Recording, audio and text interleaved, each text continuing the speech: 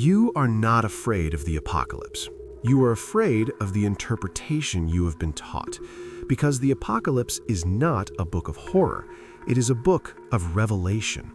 The word apocalypse means to reveal or to lift the veil.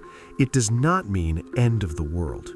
The problem is that they have turned a spiritual book into a manual of fear. John writes to 7 real churches that were suffering persecution within the Roman Empire.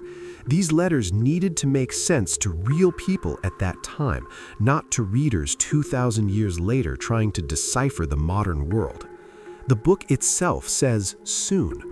Dragons, beasts, numbers are images of powers, systems, and empires, just as in the book of Daniel. The famous beast is not a monster that will appear in the future.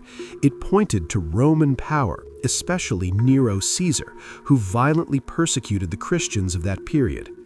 John uses gematria, numbers that represent letters. If you add up Nero Caesar in Hebrew, you get 666. The famous half, half, half is not a chip. It is a political code from that time. The Roman Empire censored anything that seemed threatening. The symbols protected the church and denounced the system. It was the only way John could say the beast is Nero without making it explicit.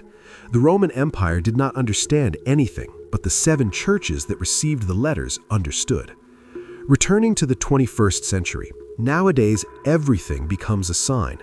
At the time of the card, they said it was control. Then came PICs, biometrics. Even the vaccine in the pandemic was said to be the chip of the beast. Natural phenomena become prophecies. Political agreements become the Antichrist. Advancing technology becomes the chip of the beast. When everything is a sign, nothing else is a criterion. The problem is not the event. The problem is the lens of interpretation. If the apocalypse were a book for our future, it would have been useless to those who received the letters. The apocalypse is not a book of destruction. It is about resistance, faithfulness, and hope. Evil is not eternal. Love is. Perhaps the problem was never the apocalypse. Perhaps it was the interpretation they put in their eyes.